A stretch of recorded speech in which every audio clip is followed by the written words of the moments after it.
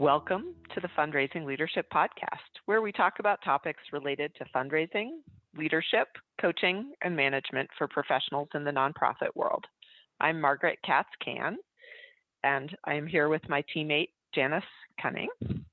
And we are thrilled to have not one, not two, but three guests today. Three incredible, intelligent, wonderful women who have put together a book called Collecting Courage, and I'd like to introduce them. We have Nneka Allen, Camila Pereira, and Nicole Salmon here with us today. And I'd love for you all to start us off, please, just with a little bit of an origin story. How did this collection begin to come together? Well, our origin story, I have to say, I'm gonna tap my sister Nicole to chime in here because it's not actually that short, but we do include it in the beginning of the book. And so ultimately, Collecting Courage was born out of another project called Our Right to Heal. And Our Right to Heal was a project we did with the Association of Fundraising Professionals that was publicized last year in May, exactly a week before the George Floyd murder. And so, as you know, the issue of race and equity came to the forefront in a way that was really unique. And it catapulted us into a space where our voices as Black women and Black people were being heard differently for me, the first time ever in my life. And, parallel to that, though, was another story, another unfolding happening, which I'm going to ask Nicole to share because she does such a good job of talking about what was on that parallel track with our friend Gail Pico. And so Our Right to Heal story and our relationship with Gail sort of converged at a point that turned into Collecting Courage. Great, thanks, Nneka. So I have actually, I knew Gail Pico from maybe the early 2000s, late 1990s or something like that. And we've remained in contact ever since. So Gail has written 2 books. And of course, the last one she wrote was Cap in Hand. And our Black Canadian fundraising collective had actually selected Gail's book as our book review for the month of December, I guess 2019 now. And so I reached out to Gail and said, hey, Gail, can you come and join us for the conversation? And of course, Gail graciously said, yes, she would. So during that book review, I had a great discussion, and Gail at that point sort of raised the issue that, she's always wanted to do something, a compilation of stories of what it feels like being Black in fundraising. And so that was sort of planted at this discussion. She met all these amazing women, and I guess that just sort of, oh, this looks like a great group. And of course, as Nneka said, the George Floyd situation happened, but Gail was also launching the charity report in, I think it was February, March of 2020. And at that point, she was also thinking of getting into the publishing business and launching her Gail K. Pico books. And again, it's timing. It's like that perfect storm where these 2 things sort of came together. And Gail reached out to me saying, hey, you know what? I think that idea, all the work that you guys have been doing, it seems like a perfect time to move forward with that. And from there, first call was to Nneka saying, hey, our group might be looking at something really phenomenal here. And it took off from there. And of course, Camila, heard about it, and she's like, I'm in, I'm jumping on board. So we were pretty happy about that. Yeah. So it and I've had a privilege of attending a few of your events, like your book launch and your holiday event. And what really struck me was one of the gifts, I guess, of being the co-editors is you got to read it first, and you've had a chance to read the stories, multiple times. So what was the first impact, and where are you now of listening to these different voices? Well, I'm going to start. So first of all, let's just set the stage here. So the authors didn't all submit their stories at the same time. So that's one thing. So we got to read these stories as standalone stories and spend time with them, right? And certainly, you know, we would read them individually first, and then depending on the story, we may jump on WhatsApp and start like talking to one another immediately about what we were reading, or we waited until we came together in our regular editors meeting to really unpack what we were being exposed to. And so for me, I can say that, you know, none of the stories were shocking or surprising.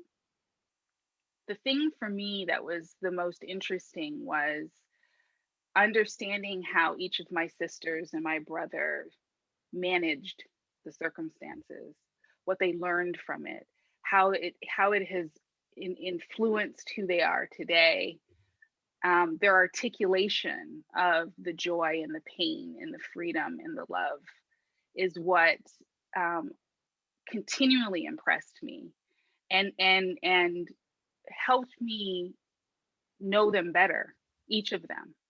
You know, all of our authors are friends, and we knew them, we know them all, but I would say we know them deeper and wider and taller now, because of this experience.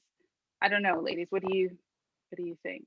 I think for me, and I remember the first story we read, and I think it's also important to share the timeline that we actually had to write So the important. stories and all of that, right? So it was a very short, maybe 6 weeks for the contributors to write, for us to read, and the feedback to them and submitting. It was really tight, because one thing we knew was that we really wanted the book to come out end of November.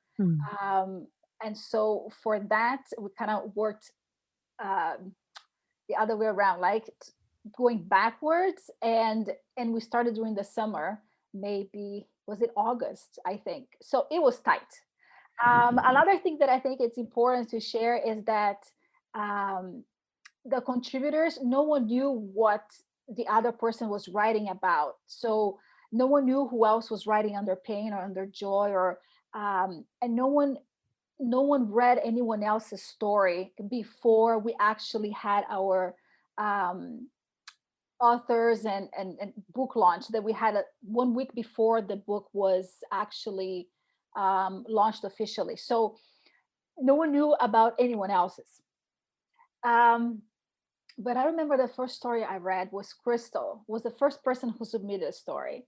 And it just gave me goosebumps again, because I started reading it and I was just like, oh my God, it was so powerful the way it starts. And at some point I had to stop, because I think I got really emotional, um, especially when she was talking about looking at herself at the mirror and crying and being like, no, and the words, and goosebumps again, by the way.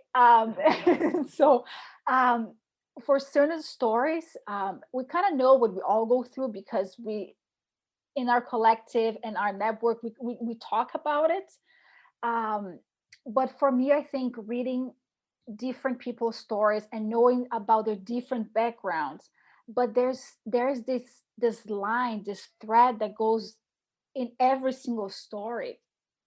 Um, and I think that's what for me was really, I don't want to say surprising, but I think it's hard to see that it really happens everywhere with everyone, regardless of where you're coming from. We have people that got to Canada at a younger age, at older age, but the way you treat it, and we know it's all because of racism. So regardless of where you're coming from, right, it has this unique way of treating you based on your skin color and what you represent. So I think that for me was very impactful, very impactful. I'd like to actually, Camila and Nneka, I just want to build on the things that they have captured, because we felt all of that. There's that timing, the press, trying to sort of read this story. And I think it's, as co-editors, we were looking at we were experiencing the book in three ways, right? So one is reading the stories and understanding where that author is coming from. So experiencing that along with the author. Then we had the other hat we had on as editors, right? So how do you critically look at this story, making sure that we get the very best out of the author? So we're looking at that, we're coming at it with that lens. But we're also coming at it at a lens because we're also contributors to the book. So again, it's how are we situating our story and our contribution to the book. So it's like those three experiences all in one. And it was certainly a very powerful moment. Camila mentions about goosebumps. I can't tell you how many goosebump moments we have had. And even when we came up with the blog and we have all those quotes, we had already selected all those quotes, right? We went through every story, and it's not just one quote, it's like a lot of quotes because they're so powerful right throughout the piece. So I think it has just been an interesting experience that we went through. I just wanted to dovetail on that because I love what Nicole just said, and it reminded me that one of the things that I tried to do, and I did, was write my piece before I read anybody's. I wanted to write. I knew what I wanted to write. I knew, what theme. I was very focused on that. I wanted to really get that out of the way before I started to really dive into the work that my brother and sisters were sharing. And it was emotional. I mean, some made me cry, some made me angry. But then obviously when you come away from that for a minute and then put on your editor's hat, it's a different function. And then, I mean, the familial feeling of the whole thing, because you're not just critiquing it, you're also in it. I mean, your piece gets critiqued too. Right? It lent itself to what I feel is a really wonderful community of friends and relatives. I mean, we're family. And we also got to know each other better within the editors, because I had met Nicole through the collective, but I had not had this intense relationship with her. And so we're also working, we're doing this work that relates to the book, but we're working within the three of us as well, because we're getting to know each other. And I think this was all part of the process as well, which was amazing. So I think, we had weekly meetings and in the WhatsApp group, and I think it got to a point where we were literally talking every single day. We will just chat every day. One way or the other. One way or the other. It was either because of something you just read, or either something just came to mind that we could do afterwards, or for the website, or so. I think we also had that experience. We continue to have it. Yes, oh yeah, we do. Yeah. Yeah. So I wanted to ask, I know that the stories are grouped into these sort of topics of joy, pain, freedom, love. And I'm curious, how did that come to be, that those were the ways that you edited and sorted all of these beautiful stories? I think Anita should start it too. Yeah, for sure.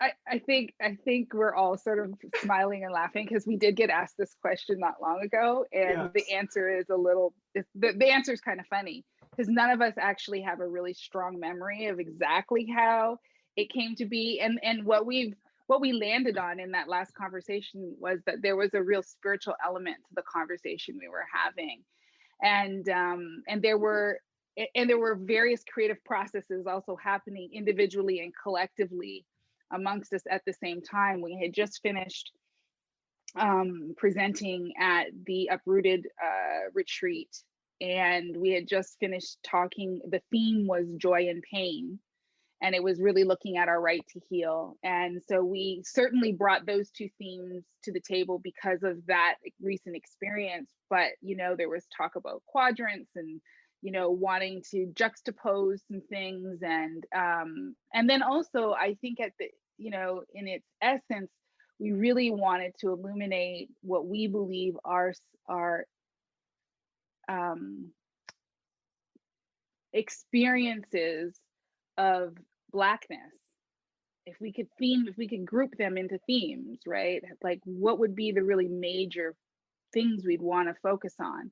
And so, I think we had this was not a short conversation, by the way, that we don't recall. It was more like a 2.5-hour conversation where we eventually landed on these four.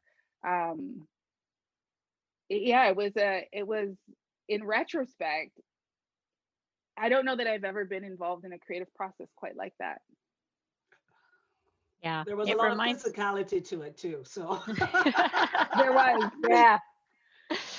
Yeah, I love that because Margaret knows this too. Like, that's what we find on our team, the fundraising leadership team. It's like so often something gets co-created and the magic is how organic it is. You don't actually know, like, where did that come from? Like, it's not like anyone's idea. It actually exists. So one of the things I think is really powerful is how many layers there are to what this book can do in the world. So share with us like some of your hopes for what will happen as a result of this book, particularly in the nonprofit sector. Well, the list is long. Let me just start there. The list is long around the hopes. But I think as a very natural starting point, and the book does this well, I think we need to admit the problem. I think we have to acknowledge the problem. Until we acknowledge the problem, we will never get to a solution. We can't, in fact, get to a solution. It was just last year, we people in the highest offices in this land were still denying the existence, and still deny, right, the existence of racism in Canada. And yet our experiences, our realities speak differently.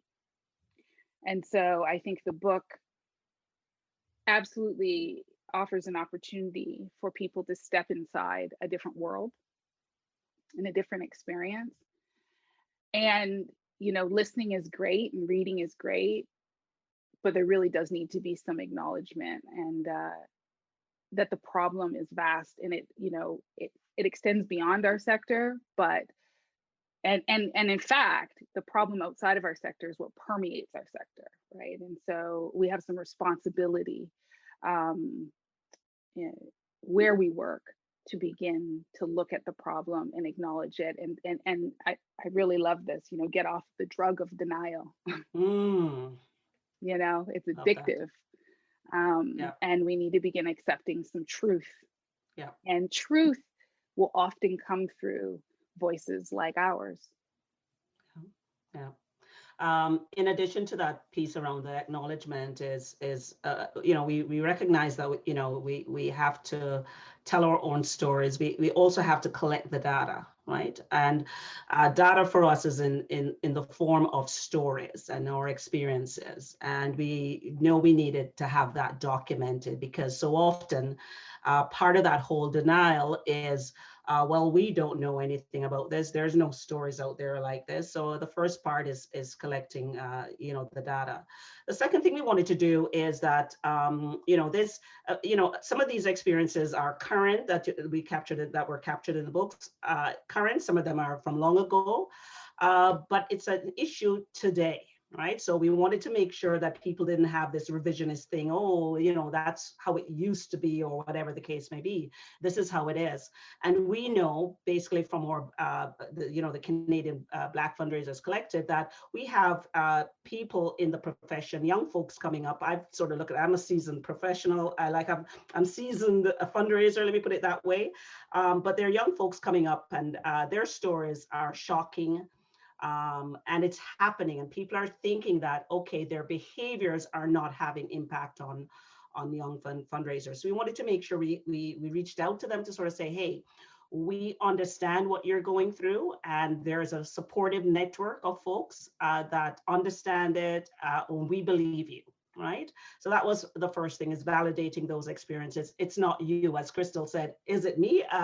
Yeah, you know, these experiences are real. It's not a figment of your imagination. So I think that was one of the other things we wanted to do. And we also wanted to be a wake-up call, right? So it's acknowledging, and again, people cannot hide behind a veil that they don't know, as Nneka said. This is the truth for these fundraisers. These are our experiences. And it becomes a wake-up call. What is the sector going to do? It's systemic, and something has to change. And it changes both at the individual level, but we also know at the structural level, it also has to change. I recently had a really interesting conversation with a colleague who is white, who just read the book, and who has quite a bit of responsibility in the sector. And one of the things he said to me was, I think we need to start naming names. And I thought that was really very interesting, that was one of the things that he felt most inspired to do after reading the book. He wants to know who these organizations are, and so that we can begin to do something about it. Yeah. And I think every time I think about why is it that I immediately said I'm in, why is that? And I think it has to do a lot with what Nicole just mentioned. You know, we have people that are coming into the profession now, and we have seasoned.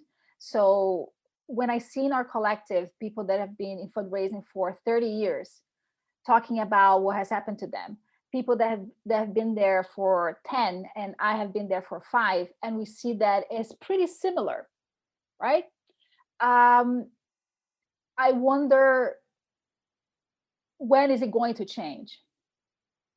I think a lot of the things that we see when we talk about racism, it goes sort of like, oh, this happened to my grandfather, this happened to my mom, it is happening to me. And so do we want this to happen to our child or to our grandchild? No. So it gets to a point where you have to make some noise. And I think that's what our book is doing for sure, right? You need to make some noise, and you need to voice it, and you need to have people to actually know what's happening. What Nicole said, it's easy to be like, oh, but I don't know, so that's gone now. And my hope is really for the future, that when I am in the profession for 20 years and I talk to someone that has been there for 2 or 3, that's not happening anymore. That's what I want to see. And that's what drove me to be like, I'm in. Because I really hope that for the next ones to come, it will be much easier. Not easy. Let's not use the word easier. It will be equitable, right? That's what we want to see. Right? It will be fair. It will be equitable. They'll be treated in the right way. That's for me. That's why it goes beyond the book, and that's what I really hope that to see in the sector. Yeah, one of the things as I was reading the book, very high impact. So thank you for putting this together and making it available. And one of the things that was so high impact was the universal nature of, every story is different, but there's so much collectively that was shared by each of your authors and contributors. And it made me wonder about collecting courage. Certainly I got the courage part, but there are so many other words. And what was the impact you hoped to have by choosing the word collecting for all of these stories, the courage in all of these stories? That was another interesting conversation that we had. The title of the book. It kind of goes with how we chose joy, pain, freedom, love, right? I would love Nneka to talk about that too. But one of the things that I remember was that we wanted the title to be something that would represent movement continuity. And I think that's why we chose collecting, right? Because it's something that keeps going. But I'm going to leave too. Yep. Go. That's true. So it's really interesting. As in response to our right to heal, we ended up gathering as a group of Black women to do a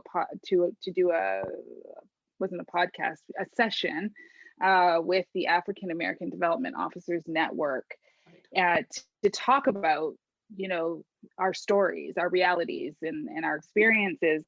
And there was a version of the book title in that. Was it Collect Courage? It was sort of collective courage. That's what it was. Collective courage. Yeah. And we really liked that. And, you know, to Camila's point about, you know, we wanted it to be active and happening still, right? This is the reason why we changed it to collecting, but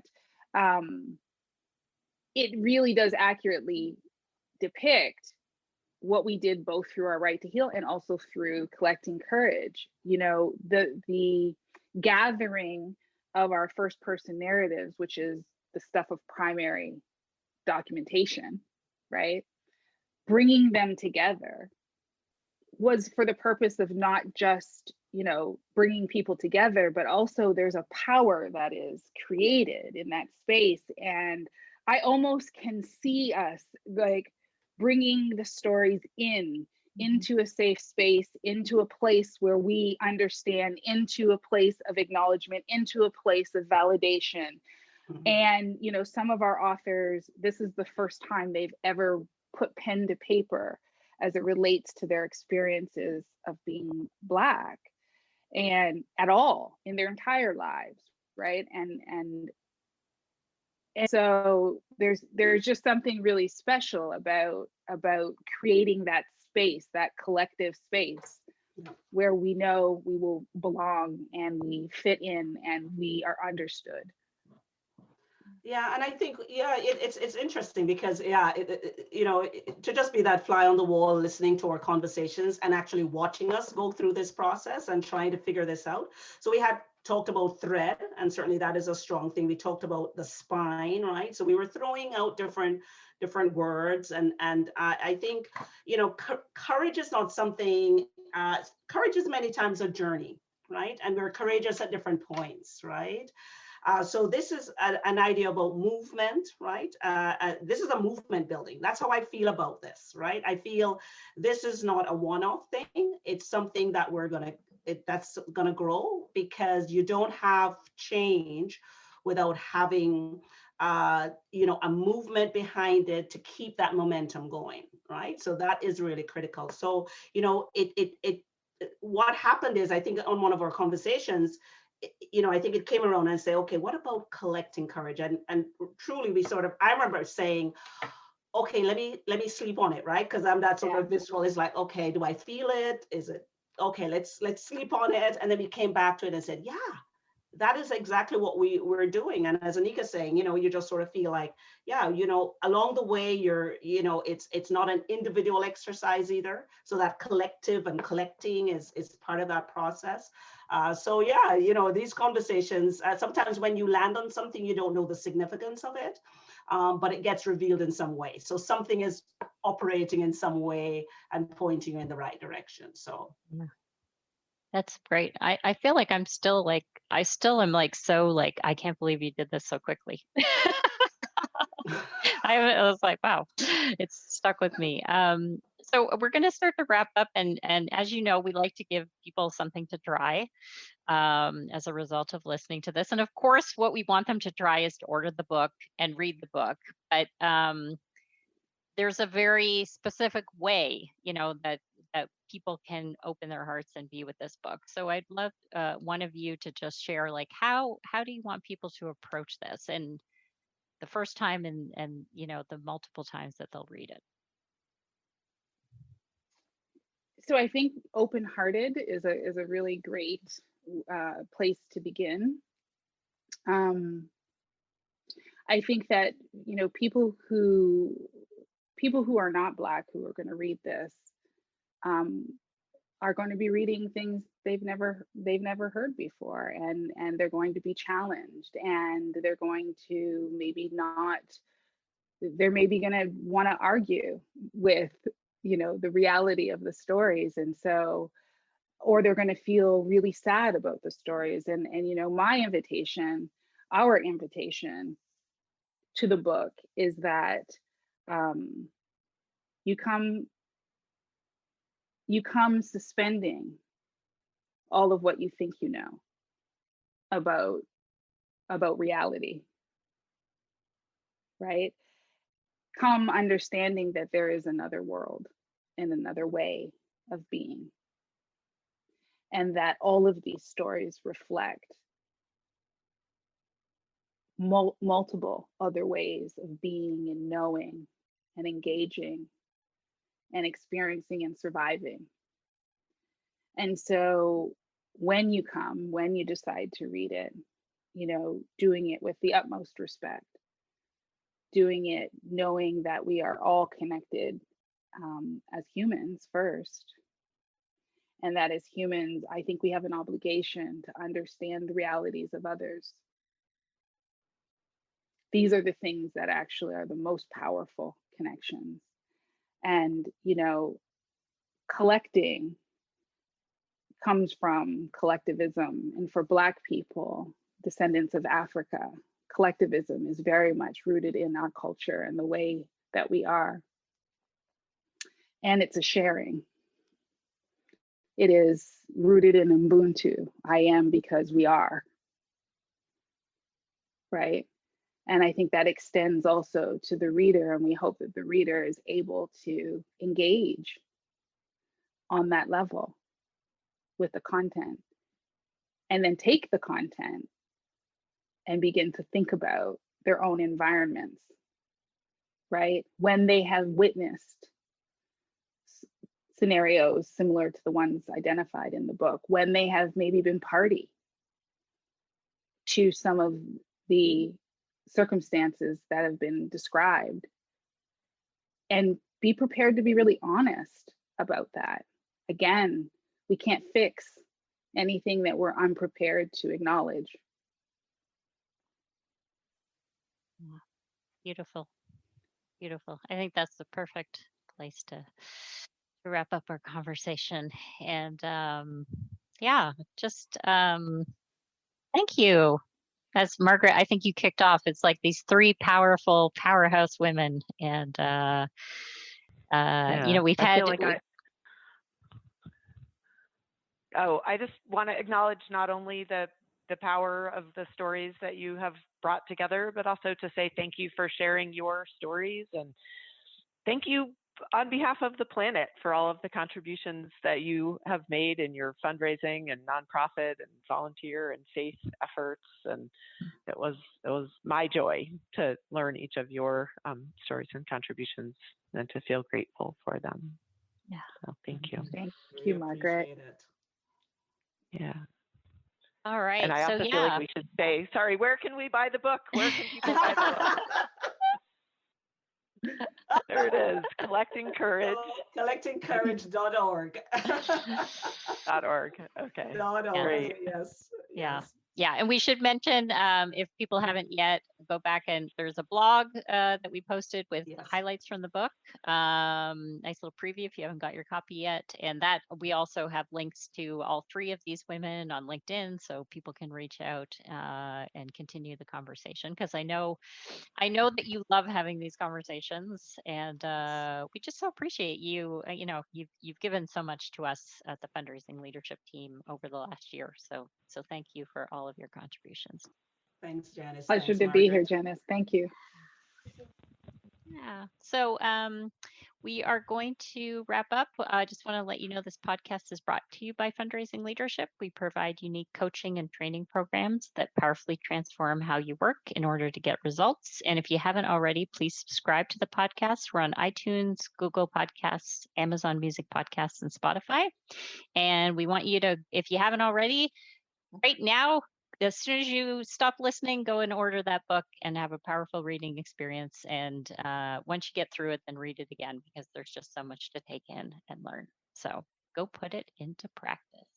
Curiosity.